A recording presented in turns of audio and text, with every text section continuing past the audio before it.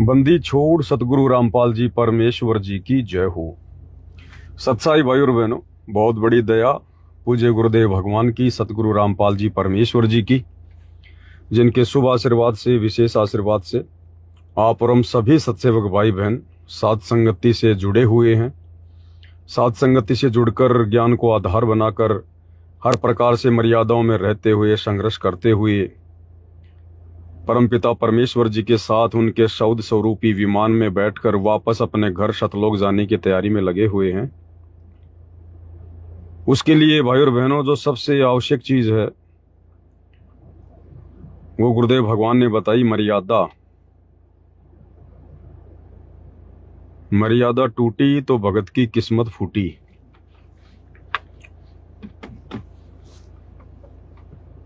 बहुत सारे भगत भाई बहन जो साध संगति से जुड़ते जा रहे हैं, क्योंकि गुरुदेव के आशीर्वाद से अब सत्सेवक भाई बहन कई हजारों की संख्या में, लाखों की संख्या में हो चुके हैं। हजारों की संख्या में तो प्रत्यक्ष हैं, लेकिन लाखों की संख्या में वो हैं जिन्होंने साध संगति की वीडियो देख देख कर सच्चाई को जानकर उन आश्रमों में जाना बंद कर दिया और फिलहाल अपने घर पर ही बैठकर भक्ति कर रहे हैं और विचार कर रहे हैं कि साध संगति में कब जाया जाए, कब खुल के सामने आया जाए। तो देखो भाई और बहनों, खुल के सामने आने की, साध संगति में आने की कोई आवश्यकता नहीं है। खुल के सामने आने का मतलब अब कहीं फिजिकली तो साध संगतियां होती नहीं है कि भाई पहले की तरह हम 1000 भगत इकट्ठे हो रहे हैं, 2000 भगत इकट्ठे हो रहे हैं, 500 भगत इकट्ठे हो रहे हैं। अब वो दौर तो देखो भाई और बहनों जा चुका है, वो दौर तो फिर से नहीं आएगा। उस दौर में जिन जिन आत्माओं ने लाभ उठा लिया, अब वो तो उनकी किस्मत। अब परमेश्वर ने सोशल मीडिया हमें दी है, तो अब सोशल मीडिया के माध्यम से परमात्मा अपना प्रचार प्रसार करवा रहे हैं। हाँ, इतना है, थोड़ा सा नेटवर्क का इश्यू है भाई और बहनों, कोई बात नहीं। तो अब इतना है, अगर आपको साध संगति की बातें समझ में आ गई हैं, परमात्मा दया कर रहे हैं, क्योंकि सत्य से जुड़ने की प्रेरणा परमात्मा ही कर सकते हैं और कोई नहीं करता। तो आप जी साध संगति की वीडियो देखकर खुद भी ज्ञान को आधार बनाएं, अपनी मर्यादाओं को टूटने से बचाएं और जितना हो सके इन वीडियो को अन्य भगत भाई बहनों को जगाने के लिए आप जी सोशल मीडिया पर शेयर करें। अब यही साध संगति से जुड़ना है। और बाकी देखो, आने वाले समय में तो भाई और बहनों सत्य के साथ पूरी दुनिया जुड़ेगी। सत्य मतलब साध संगति नहीं, सत्य मतलब सतगुरु रामपाल जी, सतगुरु रामपाल जी का मिशन। सतगुरुदेव भगवान जैसा चाहते हैं हमें भक्ति मार्ग पर चलाना, आगे बढ़ाना, उस हिसाब से चलना, उसको कहते हैं साध संगति। साध यानी देखो, प्रथम साध यहां परमात्मा होते हैं। प्रथम साधु की भूमिका, प्रथम संत की भूमिका यहां पर परमात्मा स्वयं निभाते हैं गुरु रूप में। उसके बाद अगर कोई साधु होता है, कोई संत होता है, तो फिर उनसे प्राप्त ज्ञान आधार से जो भक्ति करते हैं, जो उनके दिखाए मार्ग पर चलते हैं, फिर उनको साध कहते हैं। इसलिए साध संगति का असल में मतलब है सतगुरु रामपाल जी के द्वारा दिखाए गए आध्यात्मिक मार्ग पर चलते हुए उनकी संगति करना, उसको कहते हैं साध संगति। तो आने वाले समय में तो पूरा विश्व ही साध संगति से जुड़ेगा। तो आप जी परमात्मा का प्रचार प्रसार कीजिए, बहुत अच्छी बात है। इसके अलावा कुछ एक दो बातें थी जो भगत भाई बहनों ने दास को मैसेज भी किए, कुछ भाई बहनों ने मुझसे बातें भी की, कुछ उनके मन में शंका थी, उन्होंने जाहिर की, तो सोचा कि लाइव आकर ही बता दिया जाए। शंका एक की नहीं, हो सकता है हजारों की हो, तो सब तक संदेशा पहुंच जाए। तो भगत भाई बहन जो फिलहाल साध संगतियों से जुड़ रहे हैं, वीडियो देख रहे हैं, उन फर्जी सतलोक आश्रमों में जाना बंद कर रहे हैं, अपनी मर्यादाओं की जो है त्रुटियों के लिए गुरुदेव भगवान से क्षमा याचना कर रहे हैं, तो उनकी शंका ये है, देखो वैसे अगर ज्ञान अगर पूरा समझ में आ जाता, साध संगतियों के काफी वीडियो देखे होते, तो वो शंका भी समाप्त हो जाती। फिर भी चलो कोई बात नहीं, हमारे भाई बहन हैं और हमारा फर्ज बनता है उनके हर सवालों का जवाब देना जो जायज हैं। तो उनका कहना यह है कि भगत जी हम गुरुदेव भगवान के सत्संग सुन रहे थे और ज्ञान हमें बहुत अच्छा लगा और अब तो जुड़ना ही पड़ेगा उनको, और कोई ऑप्शन भी नहीं दिखाई दे रहा कहीं पर। फिर हमारे पास में उन्हीं के आशीर्वाद से आपके वीडियो आने लगे। परमपिता परमात्मा आपकी वीडियो देखकर मालिक कुछ बातें हमारे को समझ में आई। एक फोन आ रहा है भाई और बहनों, देख लेते हैं किसका। भरण पोषण करने वाले। हाँ, सच्चाई भगत जी। सत्साई बहन जी, सत्साई। सच्चाई भगत जी। जी बोलिए। भगत जी, उस दिन फोन आया था और लेट हो गया उठाने में, उठाए फिर किए तो फोन नहीं फिर उठा। नहीं, वो तो आपका पार्सल भेज रहे थे। पार्सल भेजने से पहले हम लोग फोन करते हैं ताकि आप अपना मोबाइल चालू रखो। नहीं भगत जी, चालू है, चालू है। हाँ, तो आप लोगों के जो पूजा की सामग्री थी, जो सामान मंगवाया था, हाँ, वो हमने परसों कुछ पार्सल निकाले हैं जो बचे हुए थे। 12 तारीख को फोन आया था भगत जी। हाँ ठीक है, वो सही है। अच्छा। तो थोड़ा मोबाइल वगैरह ऑन रखना, कोई अगर पोस्टमैन का फोन आए तो रिसीव कर लेना, नहीं तो फिर वापस भेज देते हैं वो। नहीं भगत जी, चालू है, बराबर चालू रहता है। ठीक है बहन जी। ठीक है भगत जी। सत्साई। तो उन्होंने कहा कि भगत जी, वीडियो देखकर हमारे बहुत सारी बातें समझ में आ गई हैं। अब हमारे मन में शंका ये है कि हम इन सतलोक आश्रमों में जाकर या इनके द्वारा जो जगह जगह नाम दीक्षा केंद्र खोले हुए हैं, हम वहां जाकर नाम दीक्षा ले सकते हैं क्या? मुख्य शंका क्या है कि गुरुजी का ज्ञान समझ में आ गया, भक्ति हम करना चाहते हैं, लेकिन आपके वीडियो देखने के बाद हमें बरवाला कांड की सच्चाई भी समझ में आ गई।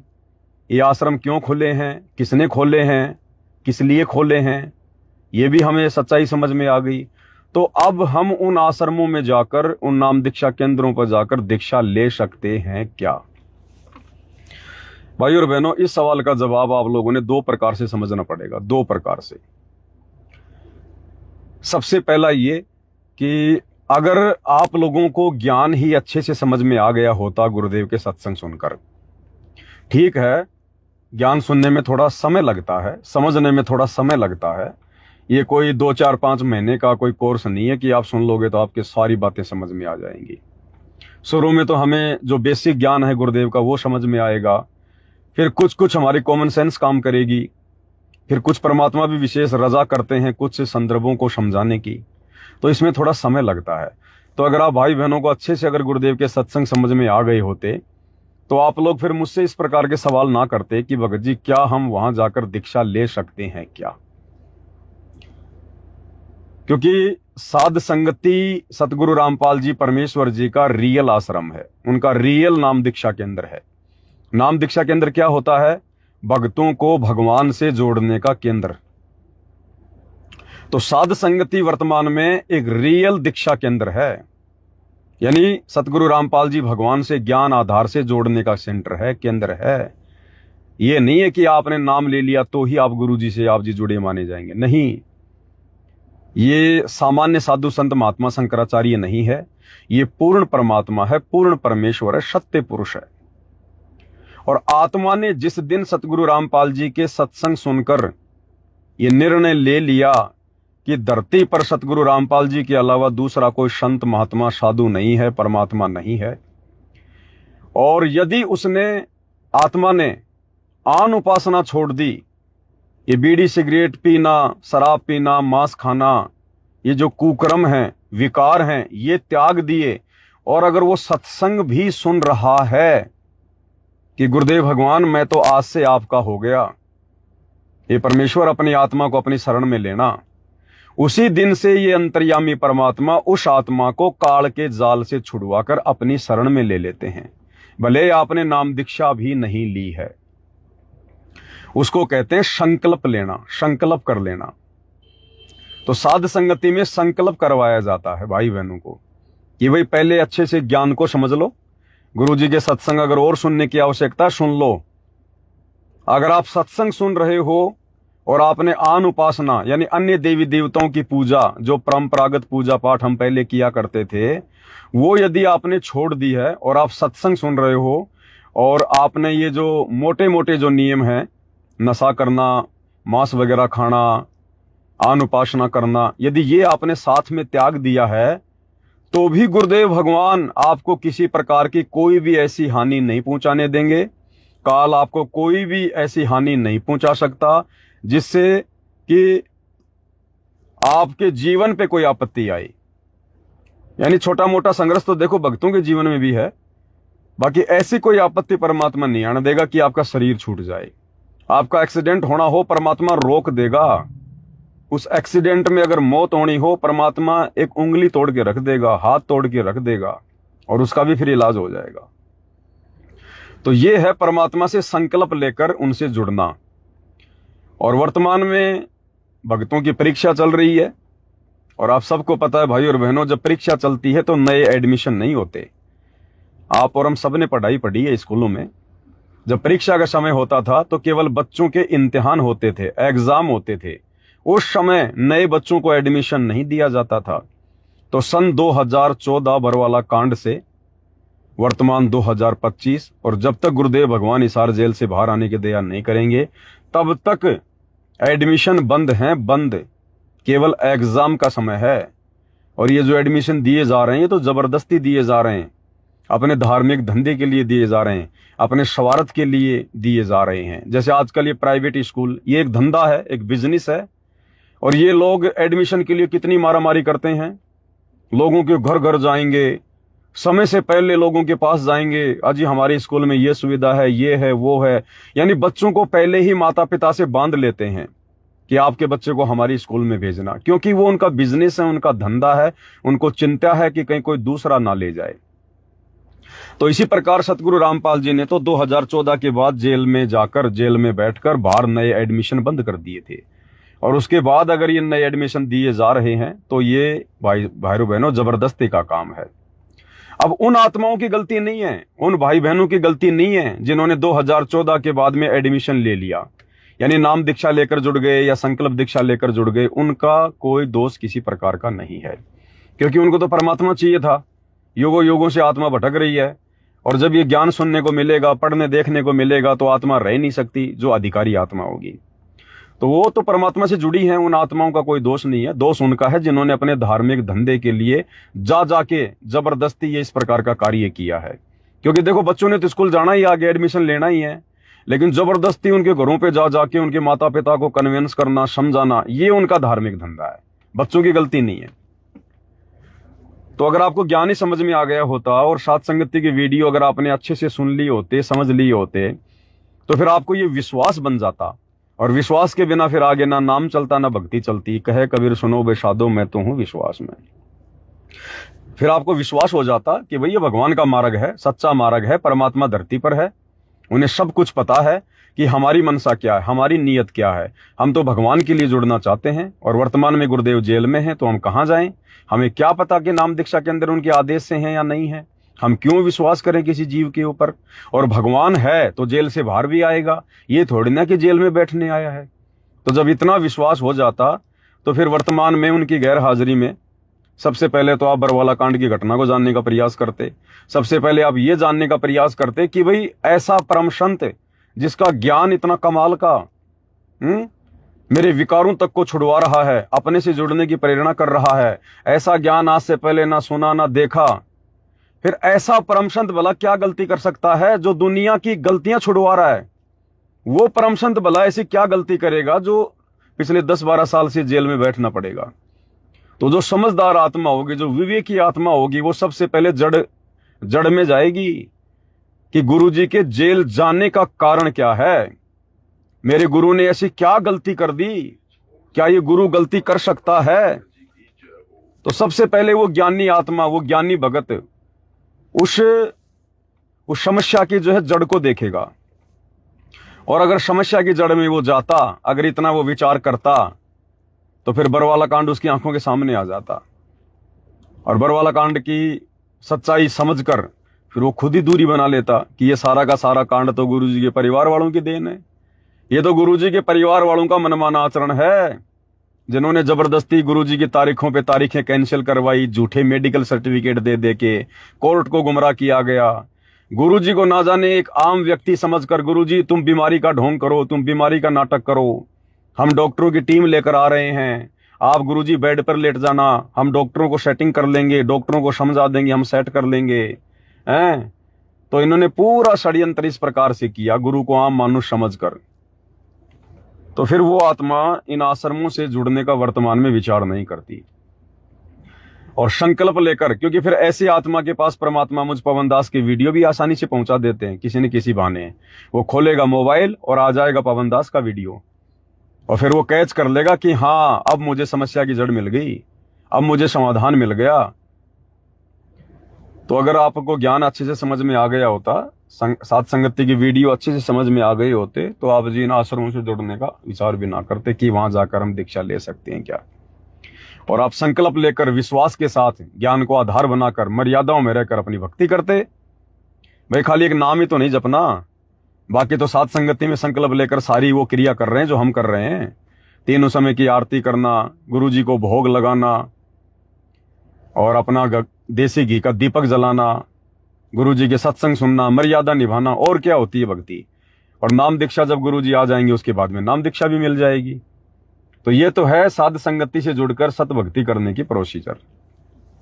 अगर विश्वास है तो, अगर आपने ज्ञान आधार बनाया है तो, अगर आप जल्दबाजी में जुड़ गए, ज्ञान आधार बनाया नहीं, देखा देखी में जुड़ गए, निष्कर्ष आपने निकाला नहीं, तो फिर वो परमात्मा फिर पूर्ण लाभ नहीं देगा साथ संगति से जुड़ने के बाद भी। क्योंकि मालिक पूर्ण लाभ उसी को देगा जिसकी आत्मा शुद्ध हो, जिसका हृदय शुद्ध हो, जिसके अंदर कोई द्वंद्व ना हो, कोई छल कपट ना हो, और जो अपने गुरु को ही अपना सब कुछ मान के और अपनी भक्ति करे, नियम मर्यादाओं में रहे और बकवादों से बचे। बस फिर परमात्मा साथ ही है, दूर कहां भगवान। अरे जो भगवान अनुपदेशी अन्य लोगों को संभाल रहा है, आज राजाओं को राज कौन दे रहा है, मंत्रियों को मंत्री पद कौन दे रहा है, उन्हीं की भक्ति से। यही परमात्मा कबीर सतगुरु रामपाल जी, आपके गांव में कोई सरपंच बना है, किसने सरपंच बना दिया? उसके भाग्य ने, उसके संस्कार ने, उसकी किस्मत ने। वो किस्मत किसने बनाई? भक्ति ने। भक्ति कौन सी? इसी कबीर भगवान सतगुरु रामपाल जी की भक्ति। तो सबको परमात्मा ही तो दे रहा है तीनों लोकों में प्रवेश करके।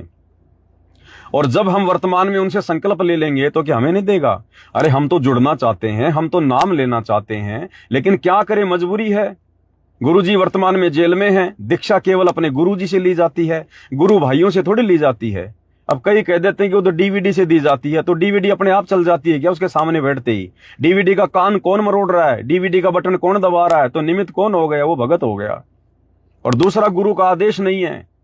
अगर गुरु का आदेश हो डीवीडी से नाम दीक्षा देने का, तो फिर तो गुरु का वचन काम करेगा, गुरु का शब्द काम करेगा, वो डीवीडी भी वही काम करेगी जो सतगुरु साक्षात देंगे दीक्षा। लेकिन वर्तमान में तो परीक्षा का समय है, अभी तो छटनी का समय है।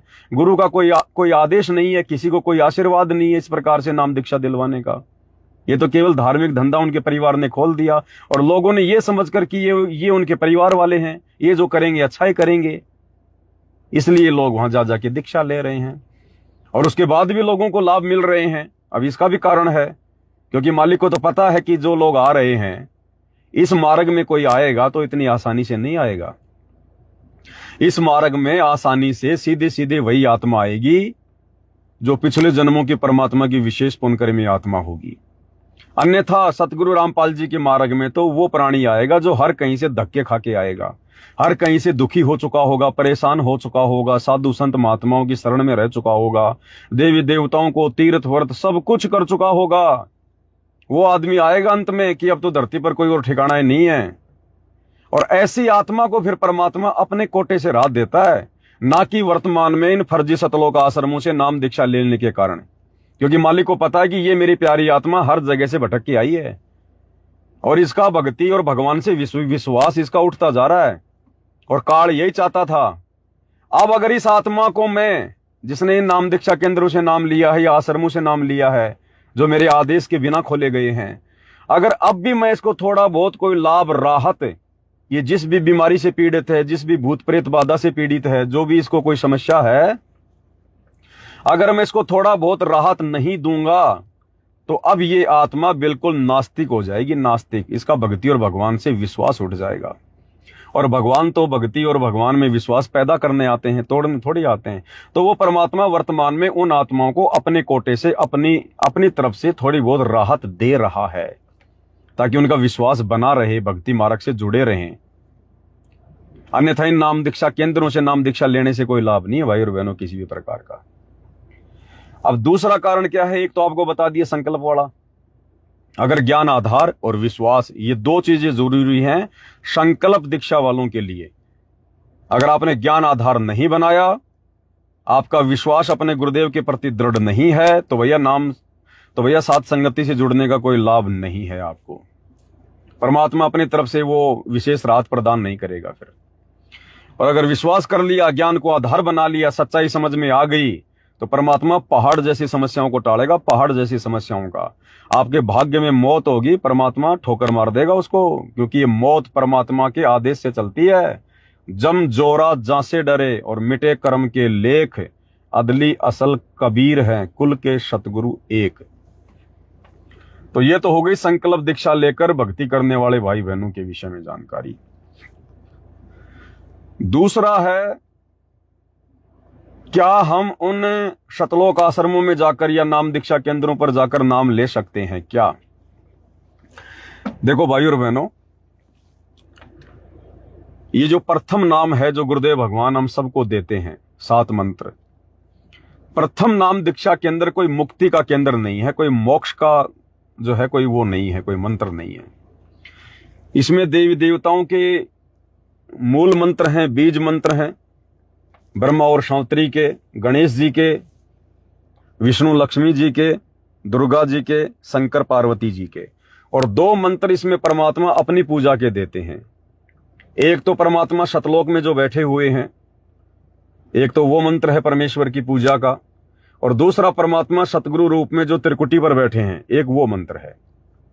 तो इस प्रथम मंत्र से क्या होता है, बीच बीच के जो 5 मंत्र हैं देवी देवताओं के, वो परमात्मा हमें इसलिए देते हैं कि हम युगों युगों से हम लोग खाली पड़े हैं भक्ति से, हमारे पुण्य समाप्त हैं।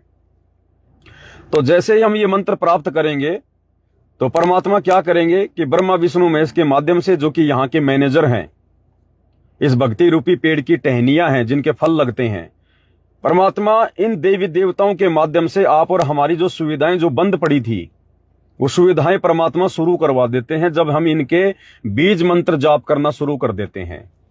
क्योंकि सबसे पहले कबीर परमेश्वर सतगुरु रामपाल जी ने ज्ञानी ऋषि के रूप में सबसे पहले ब्रह्मा विष्णु महेश को ही दीक्षा दी थी, ये प्रथम मंत्र वाली। तो परमेश्वर ने ब्रह्मा जी को ओम मंत्र का जाप दिया, विष्णु जी को हरियम का, शंकर जी को सोहम का। उसके बाद परमात्मा फिर नीचे आए धरती पर, फिर आप और हम आत्माओं को वो 5 मंत्र देने लगे। अब इन मंत्रों से क्या होगा, क्योंकि काल के 21 ब्रह्मांड की जो व्यवस्था है 3 लोकों की, ये ब्रह्मा विष्णु महेश यहाँ के मैनेजर हैं, इनके माध्यम से यहाँ पर वो अपना सारा सिस्टम सेट कर रखा है। अब गुरुदेव वही मंत्र आके हमें देंगे नीचे, और जब हम उन मंत्रों का जाप करेंगे, जिन मंत्रों का जाप ब्रह्मा विष्णु महेश भी कर रहे हैं, उनका भी गुरु वही और हमारा भी गुरु वही, क्योंकि हमारे गुरु भी कबीर साहिब सतगुरु रामपाल जी के रूप में आए हुए हैं, और उनके गुरु भी कबीर साहिब जो ज्ञानी ऋषि के रूप में गए थे। तो ब्रह्मा विष्णु महेश हमारे गुरु भाई हैं, और वही मंत्र वो जाप करते हैं, वही मंत्र हम जाप करते हैं, और वो यहाँ के मैनेजर बना दिए गए। तो जब हम वो मंत्र जाप करेंगे तो तुरंत उनके पास में घंटी बजेगी, घंटी, क्योंकि पहले परमात्मा ने उनको मंत्र देके उनका ब्लूटूथ ऑन कर दिया, फिर हमारे को मंत्र देके हमारा ब्लूटूथ ऑन कर दिया, और ब्लूटूथ से फिर वो ब्लूटूथ आपस में वो कनेक्ट हो जाता है। फिर एक मोबाइल से दूसरे मोबाइल में जो मर्जी भेज दो। तो जैसे ही हम वही मंत्र यहां जाप करेंगे, तुरंत उनके वहां पर घंटी बजनी शुरू हो जाएगी कि मुझे कौन पुकार रहा है, मुझे कौन याद कर रहा है, और वो फिर उस साधक को धीरे धीरे राहत देना शुरू कर देगा कि ये तो हमारे मतलब का आदमी है, ये तो मेरा गुरु भाई है, ये तो मेरा गुरु भाई है, या फिर ये मेरा भगत है जो मुझे याद कर रहा है। क्योंकि हकीकत उनको नहीं पता, ये तत्व ज्ञान ब्रह्मा विष्णु महेश को नहीं है, ये हकीकत, ये तत्व ज्ञान तो आप और हमें पता चला है। हम उनको अपना गुरु भाई कहेंगे, लेकिन वो हमें अपना भगत समझेंगे कि मुझे कौन याद कर रहा है, क्योंकि परमेश्वर ने उनको तत्व ज्ञान नहीं दिया, मूल ज्ञान नहीं दिया। तो उनकी घंटी बजनी शुरू हो जाती है जब हम ये प्रथम मंत्र का जाप करते हैं। तो यहां की जो रुकी हुई जो राहत है, वो ये लोग हमें वापस देना शुरू कर देते हैं, हमारे पुण्य बनने शुरू हो जाते हैं, क्योंकि उनको लगता है कि ये मेरी महिमा कर रहा है, ये मेरा गुणगान कर रहा है, ये मेरी भक्ति कर रहा है। और हम उनकी भक्ति नहीं कर रहे, हम तो मजदूरी कर रहे हैं, मजदूरी। फैक्ट्री में आदमी काम करता है, कोई फैक्ट्री मालिक की पूजा थोड़ी करता है, वो तो अपनी मजदूरी करता है, और मजदूरी करेगा तो उसको महीने के महीने तनख्वाह मिलेगी। अब पूजा तो हम अपने गुरुदेव भगवान की कर रहे हैं, कबीर भगवान की कर रहे हैं, और जो 2 मंत्र हैं ऊपर नीचे के, जो प्रथम मंत्र में, ये है वो पूजा के मंत्र, असली मंत्र, सार शब्द, ये है कबीर भगवान की पूजा का मंत्र। अब इस मंत्र से क्या होगा, ये प्रथम मंत्र हम ले लेते हैं, और किसी कारण से यदि हमारी मृत्यु हो गई, और मृत्यु होगी अपनी गलती से, बाकी दीक्षा लेने के बाद भगत की मृत्यु नहीं होगी। परमात्मा तो मृत्यु को टालता है। हमारी कोई गलती, हमारी कोई त्रुटि मर्यादाओं में, जिस कारण से यदि भगत की मृत्यु भी हो गई, तो जो ऊपर नीचे के 2 मंत्र हैं कबीर भगवान सतगुरु रामपाल जी की पूजा के, उन मंत्रों से तुरंत हमें मनुष्य जन्म मिलेगा। जो मनुष्य जन्म 84 लाख योनियां भोगने के बाद मिलता है एक बार, और उस मनुष्य जन्म में कोई भरोसा नहीं कि हमें भगवान की शरण मिले, सतगुरु की शरण मिले। लेकिन ये मंत्र प्राप्त करने के बाद यदि हमारी मृत्यु भी हो गई भगत की, तो तुरंत कबीर परमेश्वर सतगुरु रामपाल जी भगवान की दया से उसको मानव जन्म मिलेगा, मनुष्य जन्म, और भक्ति मिलेगी, क्योंकि परमात्मा उसको भगत के घर में जन्म देगा, भगत के घर में स्वस्थ शरीर देगा, अच्छा खासा परिवार देगा, क्योंकि माता पिता भक्ति करेंगे तो परमात्मा उनके साथ रहेगा, और उस घर में उसको जन्म मिलेगा। शुरू से ही सतसाहिब सतसाहिब बोलेंगे उसको, सतसाहिब सतसाहिब, जन्म लेते ही उस घर में परमात्मा के तीनों समय की वाणियां सुनेगी वो आत्मा, सत्संग सुनेगा, मालिक का भोग लगा हुआ प्रसाद ग्रहण करेगा, और माँ के गर्भ से उसको ज्ञान मिलना शुरू हो जाएगा, जैसे प्रहलाद को मिला था ज्ञान माँ के गर्भ से। क्योंकि भगत के घर में जन्म लेगा तो गर्भ में आत्मा को चेतना होती है। अब उसकी माँ तो 3 समय की आरती करेगी, सत्संग सुनेगी, भगवान की महिमा करेगी, चर्चा करेगी, सुमरण करेगी, उसकी तो गर्भ से भक्ति बननी शुरू हो जाएगी, गर्भ से भक्ति। तो इतना बड़ा फायदा है परमेश्वर के प्रथम मंत्र का भी। और गुरुदेव भगवान कहते हैं कि मान लीजिए तुमने ये मंत्र ले लिया, मेरे से ये मंत्र तुमने सुन लिया या डीवीडी से सुन लिया, और सुनने के तुरंत बाद भी तुम्हारी मृत्यु हो जाती है, तुम एक भी मंत्र का जाप नहीं कर पाए, मान लो, खाली मेरे से सुना दीक्षा लेते समय, और दीक्षा लेते तुरंत तुम्हारी मृत्यु भी अगर हो गई, तो भी तुम्हें मनुष्य जन्म ही मिलेगा, और भगत के घर में ही मिलेगा। इतना बड़ा रहम परमात्मा आप और हमारे ऊपर कलयुग की पिछली पीढ़ी में कर रहे हैं। तो ये है इस प्रथम मंत्र की महिमा। इसको जाप करने से मोक्ष नहीं है, लेकिन ये मोक्ष में सहायक है, ये मोक्ष में सहायक है। क्योंकि भक्ति तो अच्छे से तब होगी ना जब घर में 2 पैसे होंगे दान धर्म करने के लिए, घर खर्चा चलाने के लिए, तभी तो हम आगे की भक्ति वो कर पाएंगे, अपने गुरु पे पूर्ण विश्वास जो है वो कर पाएंगे हम।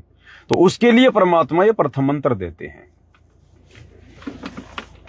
अब रही बात आपका सवाल, क्या हम इन नाम दीक्षा केंद्रों से प्रथम मंत्र ले सकते हैं? तो देखो भाई और बहनों, प्रथम मंत्र आप जी ले सकते हो, दास ने मना कभी नहीं किया।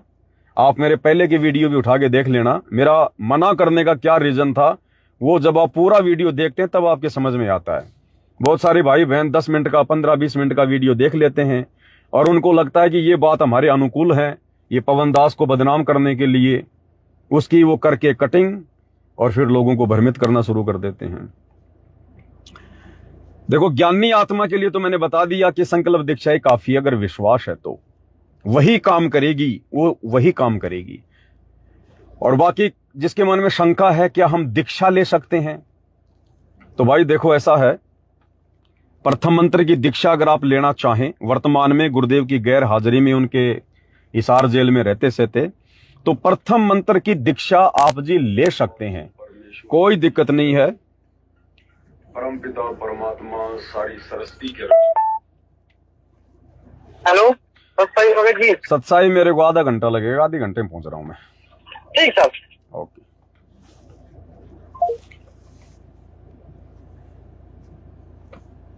ये हमारे सैन साहब हैं, जगत वाले भाई हैं, जहां से दास सेविंग करवाता है।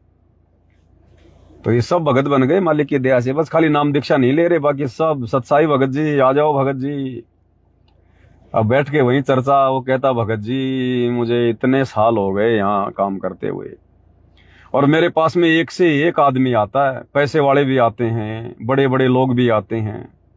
लेकिन भगत जी हम दिल से कह रहे हैं, हम हकीकत में कह रहे हैं भगत जी, आपको इस कुर्सी पर बैठाकर आपकी सेविंग करने में मुझे जो मजा आता है, जो आनंद आता है भगत जी, मुझे उन पैसे वालों के पास नहीं आता। और भगत जी आप, हमारी आत्मा खुश हो जाती है। और भगत जी हम दिल से कह रहे हैं, क्योंकि और दो चार लड़के काम करते हैं ना उसके पास में। भगत जी आप इनसे पूछ सकते हो, इनसे, वो मुसलमान है, भगत जी आप इनसे पूछ सकते हो, इन लोगों से। मैं दिन में कम से कम अपने ग्राहकों से आपके बारे में 5 बार चर्चा करता हूं, 5 बार दिन में कम से कम मेरी दुकान पे, कि हमने ऐसा भगत नहीं देखा, हमने ऐसा आदमी नहीं देखा हमने। क्योंकि दास तो मालिक की चर्चा करता है ना सारी की सारी उसके साथ में। अरे भगत जी लोग आएंगे, कोई गुटखा खा रहा है, मुझे भी परेशानी होती है, बदबू आती है उसमें से, मजबूरी में करना पड़ता है। एक बार उसकी एक साइड की दाढ़ी मैं नहीं कर पाऊंगा, इतने में तो 5 बार फोन आ जाएंगे, अरे साहब आ रहा हूं, अरे शर्मा जी आप साइड पे चलो, साइड देखो, अरे वो शर्मा जी आ रहे हैं, उसको चाय पानी पिलाओ, साइड वाइड दिखाओ, तब तक मैं आ रहा हूं। भगत जी 10 मिनट की दाढ़ी में 1 घंटा लगा देते हैं वो लोग। और उनके विचार, उनके पास में कोई शुद्ध विचार नहीं, भक्ति की तो कोई चर्चा ही नहीं, कोई बात ही नहीं, कोई सपने में उनके पास में। और आप जब आते हो भगत जी, और जब मैं जाता हूं ना, वो बाकी ग्राहकों को नहीं बुलाता, गेट ही बंद कर देता कि भगत जी आपकी दाढ़ी, अब मेरी दाढ़ी स्पेशल करता हो बड़े प्यार प्रेम से। पैसा केवल उतना ही लेता है जितना लोगों से लेता है। लेकिन जब मेरी दाढ़ी करेगा तो बाकी फालतू में अगर किसी का फोन भी आ गया ना, किसी अगर उसकी स्पेशल ग्राहक का भी, अरे भैया मैं दुकान पे नहीं हूं, तो फिर मैंने उसको समझाया कि देख झूठ मत बोला कर, ये झूठ बोलना भी पाप है, ये तेरे खाते में लिखा जा रहा है।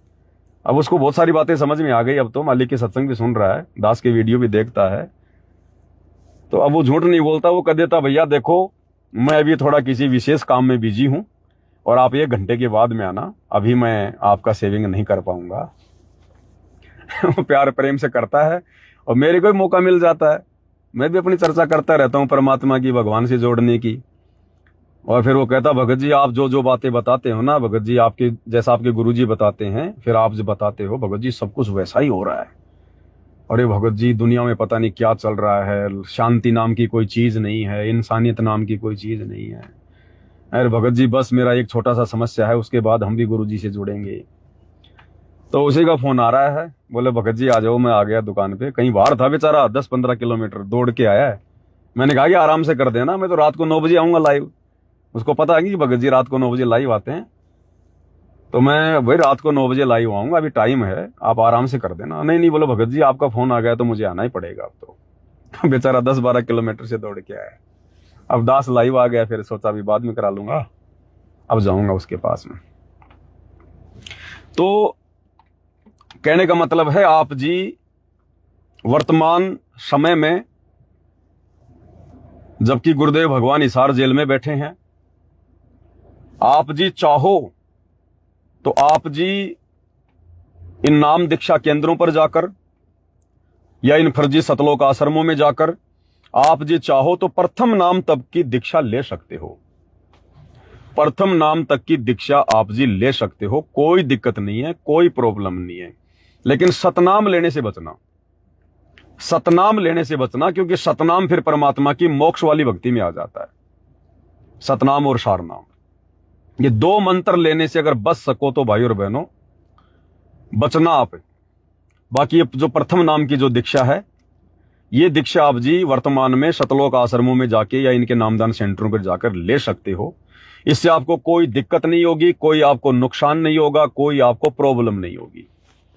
लेकिन वो कैसे नहीं होगी उसको थोड़ा ध्यान से सुन लेना। आप साथ संगति की वीडियो भी देख रहे हैं और आपके मन में ये द्वंद आ गया कि भाई उधर से दीक्षा ले या ना लें, और फिर आप कह रहे हो कि भगत जी क्या हम उधर से दीक्षा ले सकते हैं और दीक्षा लेकर फिर हम साथ संगति से जुड़ जाएंगे?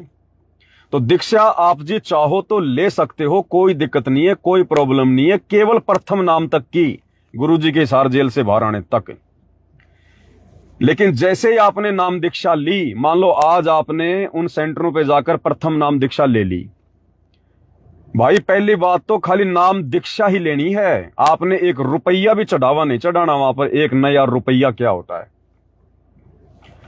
और उसके बाद जब तक गुरुजी सार जेल से बाहर नहीं आ जाएं, उधर कभी झांक के नहीं देखना, कभी उधर झांक के भी नहीं देखना। हो सकता है तुम्हारे पास फिर फोन भी आएंगे, क्योंकि नाम दीक्षा लोगे, फार्म पे तुम्हारे मोबाइल नंबर भी लिखे जाएंगे, एड्रेस भी लिखा जाएगा। फिर तुम्हें फोन करेंगे वो लोग रह रहकर, भगत जी आप आते नहीं आश्रम में, वहां पर हाजिरी लगाने चलना है, गुरुजी का आदेश आ गया है, फलाने आश्रम में वो प्रोग्राम आ रहा है, 3 दिन का पाठ है, 4 दिन का भंडारा है। फिर आपने झांकना भी नहीं है उन आश्रमों में जाकर, और ना ही आपने कोई एक चवन्नी वहां पर दान करनी है, और ना आपने वहां पर कोई चाय नाश्ता या भोजन खाना। ये भी ध्यान रख लेना, वहां पर चाय नाश्ता भोजन कुछ नहीं करना आपने। केवल नाम दीक्षा लेने गए, नाम दीक्षा लेकर चुपचाप आ जाओ। और मेरे बारे में वहां पर जिक्र भी मत कर देना कि हम तो पवनदास भगत जी के वीडियो भी देखते हैं, हमारे को वहीं से जानकारी मिली थी, और पवनदास भगत जी ने कहा कि नाम दीक्षा तो ले आओ। हो सकता है आपको जूते पड़ जाएं, फिर वहां नाम की बजाय फिर आपको वहां पर जूते मिल जाएंगे, और नाम दीक्षा तो फिर आपको मिलेगी नहीं, ये तो गारंटेड बात है। अगर मेरा नाम आपने ले दिया तो नाम दीक्षा तो आपको मिलेगी नहीं बिल्कुल भी, आप चाहे किसी मंत्री को ले जाना फिर साथ में। तो केवल नाम दीक्षा, वो भी प्रथम मंत्र की, उसके बाद में झांक कर भी नहीं देखना जब तक गुरुजी नहीं आ जाएं। तो अगला मंत्र फिर गुरुजी से, सतनाम मंत्र गुरुजी से, दान धर्म फिर अपने गुरुजी को, केवल प्रथम मंत्र की दीक्षा। अब क्या होगा भाई और बहनों, फिर एक माइनस पॉइंट रहेगा आपके साथ में, जो कि संकल्प दीक्षा लेने वालों के साथ में वो नहीं होता। आप उधर से नाम दीक्षा लेकर आ गए, आप वहां पर जा भी नहीं रहे, आप वहां पर कोई दान धर्म भी नहीं करते। भाई जाओगे तो ही करोगे, तो आपने जाना छोड़ दिया तो दान धर्म कहां करोगे वहां पर, सारे के सारे वहां तो कुपात्र बैठे हुए हैं। अब वहां से नाम दीक्षा लेने वाले व्यक्ति ने, प्रथम नाम दीक्षा लेने वाले व्यक्ति ने प्रथम नाम दीक्षा के वक्त जो नियम समझाए जाते हैं, बताए जाते हैं, जो नियम है 11 या 21, फिर आपने तमाम नियमों का शक्ति से पालन करना पड़ेगा। अगर आपका प्रथम नाम खंडित हो गया, अगर आपकी एक भी मर्यादा फिर टूट गई वहां से नाम दीक्षा लेने वालों की, क्योंकि वापस तो फिर आप जाओगे नहीं वहां पर। अगर आप शुद्ध करवाने भी वहां चले गए, फिर ये मत समझना कि मेरा नाम शुद्ध हो गया है, बिल्कुल नहीं हुआ आपका नाम शुद्ध।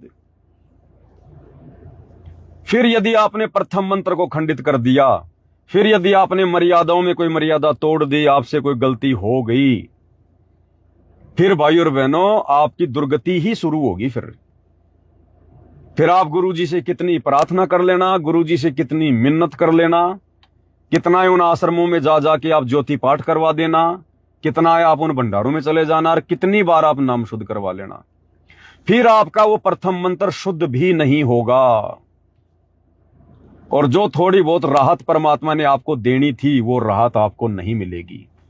हो सकता है आपने जितने दिन मर्यादा में रहकर भक्ति की, उसकी कमाई आपको मिलती रहे, लेकिन गुरुजी की तरफ से फिर आपका कनेक्शन काटा हुआ माना जाएगा।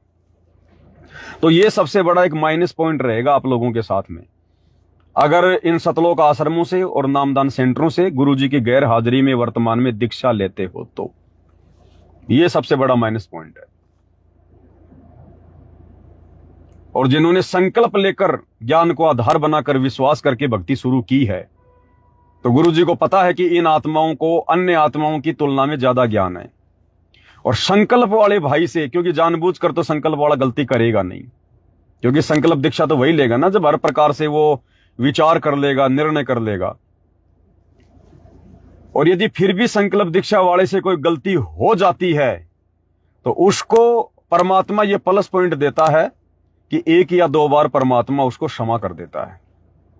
परमात्मा 1 या 2 बार में उसको क्षमा कर देता है कि कोई बात नहीं, इस बच्चे ने ज्ञान को आधार बनाकर साध संगति से जुड़कर संकल्प लेने का निश्चय किया था, और शुरुआती समय है, गलतियां हो जाती हैं, लेकिन इसने वो मूर्खता नहीं करी जो मूर्खता अन्य लोग कर रहे हैं वहां जाकर दीक्षा लेने की।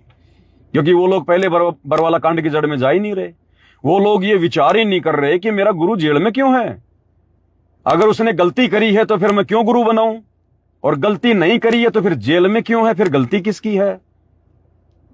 और फिर वो बरवाला कांड की जड़ में जाएगा। अब बरवाला कांड भी वैसे समझ में नहीं आएगा जब तक सात संगति की वीडियो नहीं देखेगा।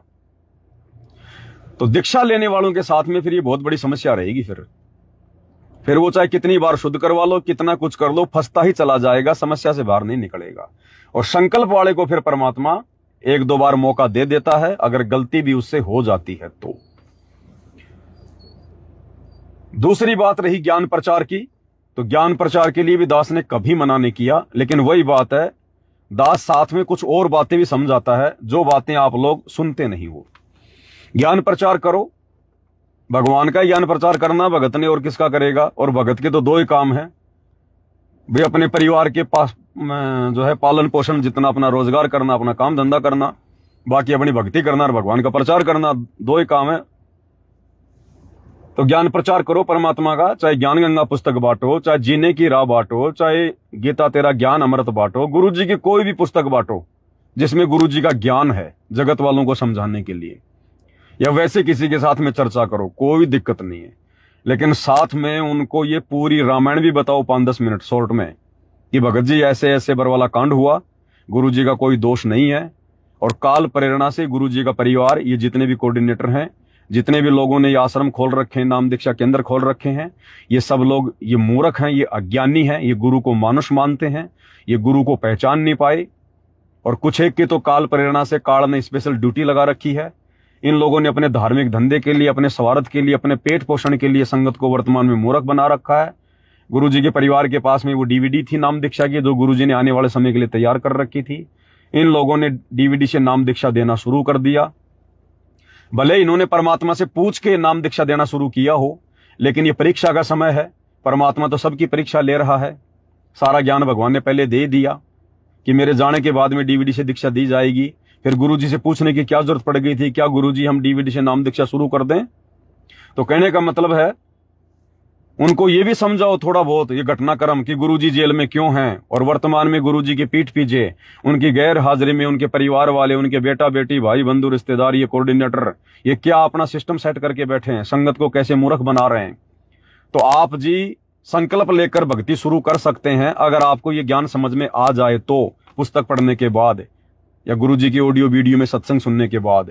उसके बाद आप जी संकल्प लो और परमात्मा का जो मर्यादा है उनको अच्छे से समझो, मर्यादा निभाओ, सत्संग सुनो, घर में ज्योत जलाओ परमात्मा के नाम की, देसी घी की अखंड ज्योत। और गुरुजी को संकल्प कर लो कि गुरुदेव भगवान, आज के बाद में अन्य किसी भी देवी देवता की, ब्रह्मा विष्णु महेश की, माता मसाणी की कोई पूजा नहीं करूंगा, एकमात्र आप ही की पूजा करूंगा। आप ही को अपना भगवान, अपना परमात्मा, अपना सतगुरु मानूंगा। और मालिक, आपकी मर्यादा निभाने की पूरी कोशिश करूंगा। मालिक, मैं 2 कोटि का तुच्छ जीव हूं। परमेश्वर, आप अपना आशीर्वाद बना के रखना। आपके विशेष आशीर्वाद के बिना परमात्मा भक्ति सफल नहीं हो सकती। तो वो परमात्मा है, आत्मा का साथी है, अंतर्यामी है। उसी समय आत्मा को अपने कब्जे में ले लेगा, काल के जाल से छुड़वा लेगा।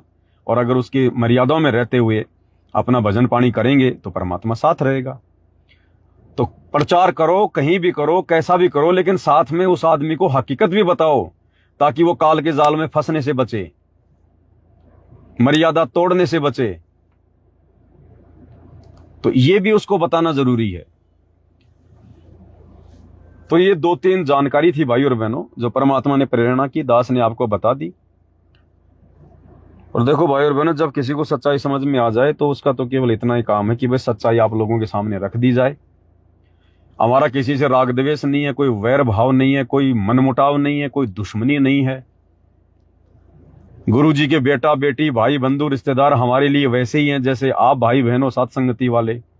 जगत वाले जो बेचारे अनुपदेशी हैं, जो भले गुरु जी को गालियां निकालते हैं, गुरु जी को उल्टा सीधा बोलते हैं, वो भी हमारे लिए परमात्मा की आत्मा है, हमारे तो भाई बहन ही हैं। अब एक बाप के 5 संतान हैं, 2 लड़के नालायक हो जाएं तो क्या उनका भाई नहीं रहता? क्या उनका भाई नहीं रहता? अब वो अपने कर्म फोड़ रहा है, वो बात अलग है, लेकिन है तो भाई।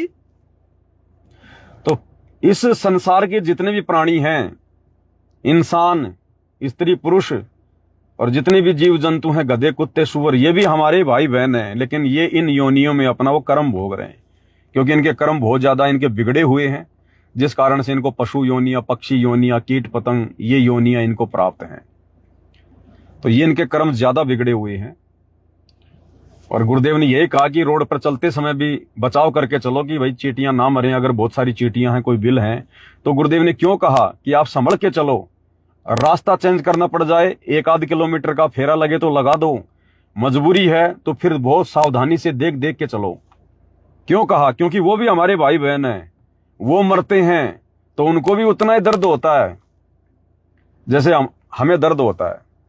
हमारा शरीर हाथी की तुलना में कितना है?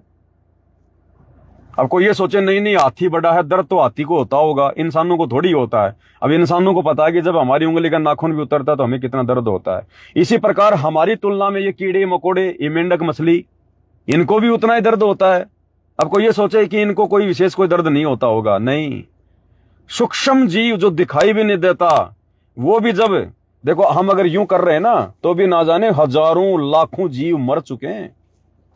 इस हवा में इतने सूक्ष्म जीव हैं, सतलोक से कोई 2, 4, 5, 10 थोड़ी आए थे, गिनती नहीं गिनती। गुरुजी ने कहा कि बच्चों एक बहुत बड़ा महल है, राजा का बहुत बड़ा महल, और उस महल में के एक कोने में एक माचिस की डिब्बी रख दो, इतनी सी। कहते हैं जितने माचिस की डिब्बी में गेहूं के बीज आएंगे, केवल सतलोक से केवल इतनी आत्मा यहां आई है, केवल इतनी आत्मा। और वो आत्मा भी इतनी है जिनकी गिनती नहीं, यहां पर जिनकी गिनती नहीं। तो सतलोक में तो कितने भाई बहन है हमारे, कितनी बड़ी वो दुनिया है, कितना बड़ा वो लोक है, यहां तो गिनती नहीं भाई और बहनों। हम जोर से बोलते हैं उसमें भी जीव मर जाते हैं, सूक्ष्म जीव। इसलिए तो गुरुजी ने टाली वाली बजाने के लिए मना किया है। ये घंटा शंख ये टाली वाली बजाने के लिए क्यों मना किया गुरुदेव ने? उस टाली से भी ना जाने सैकड़ों की संख्या में, हजारों की संख्या में सूक्ष्म जीव चिपके हुए हैं, और उसकी आवाज से बेचारे मर जाते हैं वो।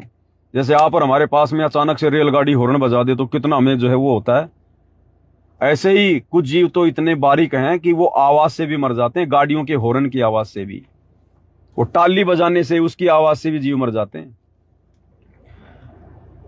तो वो भी मालिक की आत्मा है। इसलिए गुरुदेव हमें सावधानी बताते हैं कि हमने अपनी तरफ से जानबूझकर कोई भी ऐसा भक्ति विरुद्ध कर्म नहीं करना जिससे परमात्मा का विधान टूटे, उनकी मर्यादा टूटे, जीव आत्माएं मरें, उनकी हत्या हो। इसलिए गुरुदेव भगवान भगत को हर प्रकार से बचाते हुए चलते हैं। तो हमारा किसी से कोई वैर भाव नहीं है भाई और बहनों। यदि हमसे कोई वैर भाव जानबूझ के करता है अज्ञानता के कारण, तो वो दोष उसका है, वो दोष हमें नहीं लगेगा। हम मैनेजमेंट वालों को, इन कोऑर्डिनेटरों को, गुरुजी के बेटा बेटी, भाई बंधु, रिश्तेदारों को हम अपना भाई समझ रहे हैं, हम अपना भाई समझ रहे हैं, ये नहीं समझ रहे इन्होंने हमारे ऊपर मुकदमे कर रखे हैं, जेल करवा दी, मारपीट कर ली। हमने तो नहीं करवाए, हम भी चाहते तो सैकड़ों मुकदमे करवा देते इनके ऊपर, कोर्ट में चक्कर इनको भी हम कटवा सकते थे, लेकिन फिर भगवान का विधान टूट जाएगा। फिर हम भगत कैसे? फिर हमारे अंदर वो दया, वो करुणा, फिर वो कैसे? भाई वो हमें अपना भाई नहीं मान रहे, कोई बात नहीं, वो अपने कर्म फोड़ रहे हैं, लेकिन हम तो भगत हैं, हमने तो सतलोक जाना है, हम तो अपना भाई ही मानेंगे, अपनी बहन ही मानेंगे, और अपने सगे भाई बहनों से ज्यादा बढ़ के मानेंगे। मन में किसी प्रकार का कोई खटास नहीं लेके आएंगे। हाँ, यदि वो गलतियां करेंगे परमात्मा के भक्ति मार्ग में तो भैया बताएंगे, फिर तो संगत को बताना पड़ेगा, संगत को जागरूक करना पड़ेगा, जो गलत किया वो भी बताना पड़ेगा। लेकिन हम इनकी तरह गाड़ी वाड़ी नहीं निकालते, मारपीट नहीं करते, भक्तों को जोश नहीं दिलाते, हम अपने कर्म नहीं फोड़ते। बस हमने इसी प्रकार से, क्योंकि हमारा यहाँ ना कोई शत्रु है, ना कोई मित्र है, ना कोई दुश्मन है, सब परमात्मा के बच्चे हैं। जो जैसा कर्म करेगा अपने भोगेगा। हमें यदि इन कर्मों के जाल से बाहर निकलना है तो गुरुजी के जैसे रह के भक्ति करना पड़ेगा। जैसे सब गुरुजी के बच्चे हैं, और गुरुजी के साथ में कितना अन्याय। क्या गुरु ने आज तक किसी के ऊपर मुकदमा किया आज तक किसी के ऊपर मुकदमा नहीं किया। तो भाई और बहनों, ये विचार करो ये बातें। देखो, एक कॉमन सेंस की बात बताता हूं आप लोगों को, छोटी सी। इन सतलोक आश्रम वालों ने, गुरुजी के परिवार ने जो मुझ पवन दास के ऊपर गुरुजी से जो मुकदमा करवा रखा है, तो ये मुकदमा गुरुजी ने अपनी तरफ से नहीं किया, जानबूझ के नहीं किया, मुझसे नाराज होके नहीं किया। ये मुकदमा मेरी परीक्षा थी, मेरी परीक्षा और आश्रम वालों की परीक्षा। और ये मुकदमा आगे चल के क्या रंग लाएगा वो भी आप देखना भाई बहन। ये कोई सामान्य मुकदमा नहीं है, सामान्य मुकदमा नहीं है। गुरुजी 1994 से ज्ञान प्रचार कर रहे हैं, और गुरुजी के साथ में कितनी बदतमीजियां, गुरुजी को गालियां, गुरुजी के साथ में मार पिटाई तक भी लोगों ने की है। सत्संग करने जाते थे, डले मारते थे, पत्थर मारते थे। 2006 में करोथा कांड, 21 महीने गुरुजी को जेल। 2014 में बरवाला कांड, 12 साल से गुरुजी जेल में। क्या गुरुजी ने किसी के खिलाफ एक छोटा सा मुकदमा किया किसी के खिलाफ एक मुकदमा भी? उनके आश्रम तोड़ दिए, उनके आश्रम छीन लिए। गुरुजी चाहते तो सैकड़ों मुकदमे लगवा सकते थे लोगों के। क्या गुरुजी ने एक भी मुकदमा किसी के प्रति किया? नहीं किया। क्यों? क्योंकि वो हम सबके बाप हैं, हमारे पिता हैं, परमात्मा हैं। और भाई और बहनों, सांसारिक जीवन में शायद ही आपको देखने को मिले, शायद ही, कि सांसारिक जीवन में कोई बाप अपने बेटे या बेटियों पर मुकदमा करता हो, चाहे कितने निकम्मे हो। लेकिन एक बाप भी जिसने अपने शरीर से उनको पैदा किया है, अपने बेटे पर, अपनी बेटी पर मुकदमा नहीं करेगा। चाहे बेटा बेटी उसकी चाहे मार पिटाई क्यों ना करो, चाहे उसको घर से बाहर क्यों ना निकाल दो। लेकिन सांसारिक बाप भी अपने बेटे पर मुकदमा नहीं करता। उसको पता है कि ये मेरा है, मेरा, बदनामी भी मेरी होगी और मेरा ही तो है, करूं तो किस पे करूं। लेकिन यहां एक परमपिता सांसारिक बाप से लाखों करोड़ों अरबों गुना ज्यादा प्यार करने वाला, टेक केयर करने वाला, क्या वो परमपिता अपने बेटे पर मुकदमा करेगा? अपनी आत्मा पर मुकदमा करेगा? पवन दास पर मुकदमा करेगा? एक सांसारिक बाप भी ये गलती नहीं करता। तो ये किया नहीं, ये करवाया गया है। और क्यों किया गुरुदेव ने? उन लोगों के कहने पर, क्योंकि ये उन लोगों की भी परीक्षा थी और ये मेरी भी परीक्षा थी। तो वो तो परीक्षा में फेल हो गए। दास पे परमात्मा ने दया बख्श दी, मन में कोई दोष नहीं आने दिया। रत्ती भर भी, शौपन में भी उल्टी मेरे तो उमंग उठती थी सार जेल में, उमंग में मेरा भगवान चाहे मेरे ऊपर लाखों लगा दे, लाखों, मेरा सौभाग्य होगा, मेरा सौभाग्य। तो ये बहुत बड़ी परीक्षा थी भाई और बहनों। जिन्होंने कर्म फोड़ने थे वो उन्होंने कर्म फोड़ लिए, और जिनके कर्म भगवान ने जिनके बनवाने थे और बनवा दिए। मेरा तो और विश्वास बढ़ा, और भक्ति करने की प्रबल इच्छा हुई, और दृढ़ता मिली कि क्या खेल चल रहा है गुरुदेव भगवान का। और आने वाले समय में जिस प्रकार से इन्होंने गुरु को मानुष मानकर हिसार जेल में गुरुदेव को गुमराह कर रखा है, अब वे तो अंतर्यामी हैं, उनको तो कण कण का पता है, मन में उठने वाली सोच को भी जानते हैं वो तो, लेकिन एक आम व्यक्ति की भूमिका कर रहे हैं। लेकिन इन लोगों ने जिस प्रकार से गुरु जी को आम व्यक्ति समझकर, मानुष समझकर, कि गुरु जी को क्या पता बाहर क्या हो रहा है, और ये पवन दास हमारे धार्मिक धंधे में रोड़ा बन के खड़ा हो गया, और ये संगत हमारी बातें मान नहीं रही। तो ये संगत अगर रुकेगी तो गुरु जी के नाम पे रुकेगी। तो मेरे खिलाफ गुरु जी को अनाप शनाप बोलना शुरू कर दिया। गुरु जी भक्तों का पैसा खा गया, गुरु जी नामदान सेंटर से चोरी करता था, गुरु जी उसने तो भक्तों को नाम देना शुरू कर दिया, ये है फलाना दिखना पता नहीं। अब गुरु जी तो गुरु जी है भैया, मालिक तो मालिक ही है, परीक्षा तो लेगा। तो गुरु जी ने कह दिया, भाई देखो मुझे क्या पता, मैं तो जेल में बैठा हूं भैया, मन ने क्या पता बाहर क्या चल रहा है। और जो तुम कह रहे हो इस हिसाब से अगर वो कर रहा है तो गुरुद्रोही भाई, फिर वो मेरा शिष्य कहाँ है? अब इस बात को इन्होंने गुरु जी का आदेश बता के संगत में पारित कर दिया। अब संगत बेचारी भेड़ चाल में। तो जिस प्रकार से इन्होंने गुमराह किया है, अब इस पवन दास वाले मुकदमे के माध्यम से, क्योंकि परमात्मा को भी कोर्ट में आना पड़ेगा, 18 गवाह कर रखे मेरे खिलाफ इन्होंने, 18 गवाह, और एक 420 का मुकदमा छोटा सा, और तो कुछ था ही नहीं इनके पास में। अरे लगाते ना फिर कि संत रामपाल जी के नाम पे आश्रम खोल लिया, संत रामपाल जी के भक्तों को नाम दीक्षा दे रहा है, नामदान केंद्र से 40 लाख रुपए उसने खा गए। लगाते वो सारे मुकदमे, लगाते सारे इल्जाम, क्यों नहीं लगाए? एक छोटा सा 420 का मुकदमा लगा दिया, और वो भी इन नालायकों ने अपने कर्म फोड़ लिए। इन आश्रम वालों ने, गुरु जी के परिवार वालों ने 4 ऐसे भगत तैयार किए सारनामी। उन्होंने मेरे खाते में जबरदस्ती 5-5 हजार रुपए डाल के स्क्रीनशॉट लेके और FIR करवा दी कि इसने आश्रम के नाम पर हमारे से पैसे मांगे। अरे नालायकों, शौपन में भी कभी आश्रम खोलने की सोची मैंने? प्राणी होगा, महान नीच प्राणी होगा जो अपने गुरु का भगत होकर फिर आश्रम खोलकर इस प्रकार का ढोंग करने का सोचेगा। लब लगाते सारे मुकदमे। जो तुम संगत को जो तुम भ्रमित कर रहे हो कि पवन दास नाम दे रहा है, पवन दास तो भक्तों का गुरु बन गया, लिखो एफआईआर में। और मेरे कितने चेले बन गए, लाओ मेरे सामने, मैं भी तो मेरे चेलों का मुंह देखूं कि कौन कौन है मेरे चेले।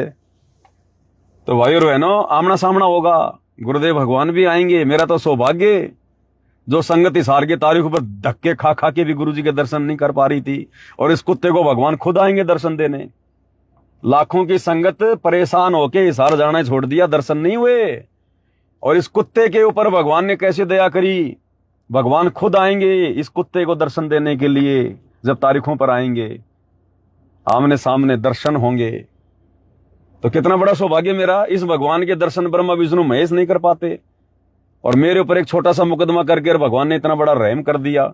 बताओ, मेरे जैसी किस्मत है किसी की संसार में? है? अरे दुनिया दर्शन करने जाती है, इस कुत्ते को भगवान दर्शन देने आ रहे हैं। मेरे से बड़ी किस्मत है संसार में किसी की? भाई और बहनों, फिर ये मामला सामने आएगा। इन्होंने जितना गुमराह किया ना, और जब कोर्ट में आमना सामना होगा, तब वो सारा का सारा इनका काला चिट्ठा सामने आ जाएगा। फिर ये भगवान धमकाने में टाइम नहीं लगता, 1 सेकंड लगेगी। क्यों रे नालायको, क्या किया तुमने? फिर ये समदृष्टिपना दिखाएगा अपना कि समदृष्टि क्या होता है। लेकिन इस खेल खेल में परमात्मा ने मेरी भी परीक्षा ले ली, आश्रम वालों की भी परीक्षा हो गई, और ये नादान संगत जो आंखों पे काली पट्टी बांध के इन आश्रमों में जा रही है, इस संगत की भी ये परीक्षा चल रही है। तो बाकी तो सब अपनी विकेट गवा रहे हैं, सब अपनी विकेट गवा रहे हैं, सब। ये तो आने वाले समय में परमात्मा दया करेंगे, तभी विशेष खुलासे होंगे, तभी पता चलेगा। समय का इंतजार है, और समय भी ज्यादा नहीं है अब। तो परमात्मा कब दया कर दें, क्योंकि 2028 तो वैसे मालिक ने सेट कर रखा है अपना। तो कहने का मतलब भाई और बहनों, निसंशय होकर लगे रहो, जुड़े रहो भक्ति मार्ग पर। अगर मर्यादा में रहेंगे, गुरु को अपना बाप मान लेंगे, वो हाथ अपना धर दे सिर पर जिसने मान गुरु को बाप लिया। 21 ब्रह्मांड का राजा भी हमारा बाल बाका नहीं कर सकता, बाल बाका। फिर यहाँ के छोटे मोटे कोऑर्डिनेटर, फोर्डिनेटर, ये गुरु जी के बेटा बेटी, भाई बंधु रिश्तेदार, ये चिलकतरे, इनकी तो औकात क्या है? फिर इनकी औकात क्या है? सिर पर साई सत्य है तो को क्या भय रे। हमारा तो ये देवी देवता कुछ नहीं बिगाड़ सकते, ऊपर की शक्तियां कुछ नहीं बिगाड़ सकती। भगवान ने हमारे घर के चारों तरफ इनको पहरेदार बना के खड़ा कर दिया। इन 2 कोड़ी के मेंढकों की क्या औकात फिर ये भगवान के भक्तों का बाल भी बाका कर सके। लेकिन इतना विश्वास उसी समय, और तभी भगवान साथ देगा जब गुरु जी के बन के रहोगे, ना कि गुरु जी के परिवार के, ना कि इन कोऑर्डिनेटरों के। फिर देखना, नहीं तो इन आश्रम वालों के जाके देख लो इनके घरों में कभी। अगर आपको मौका मिल जाए, छोटे मोटे भगत तो छोड़ो, जिनको सार शब्द मिल गया, सार नाम मिल गया, इन सतलोक आश्रम वालों के उन भक्तों के घरों पे जाके देख लेना। एक कंजर के घर पर रहना तुम्हें अच्छा लगेगा, इन सार नामी सार शब्द वाले भक्तों के घर पर तुम्हारा जी नहीं लगेगा, तुम्हारा मन नहीं लगेगा कि यहां पर मेरा दम घुट रहा है, यहां भगवान नहीं है, यहां भक्ति नहीं है। एक कंजर के घर पर जो मांग के खाता है, उसके घर पर तुम्हें फिर भी आनंद आएगा। इन सार शब्द प्राप्त भक्तों के घरों पर तुम्हारा जी घुटेगा कि निकल लो यहां से। ये ना इन लोगों का वर्तमान में, ये खाली हमें दूर से भगत दिखाई दे रहे हैं, भक्ति की छींट भी नहीं है इनके पास, छींट भी। इन्होंने अपने कुकर्मों के चलते, अपनी अज्ञानता के चलते 2014 से गुरु जी को, परमात्मा को खून के आंसू रुलाए इन लोगों ने। तो भाई और बहनों देखो, बार बार ये डिस्कनेक्ट हो रहा है, कोई नेटवर्क की प्रॉब्लम है। जो संदेशा देना था परमात्मा ने दिलवा दिया। 9 बजे सभी भाई बहन लाइव जुड़िएगा। आगे की चर्चा फिर रात्रि परमात्मा की महिमा करते हुए करेंगे। बंदी छोड़ सतगुरु रामपाल जी परमेश्वर जी की जय हो।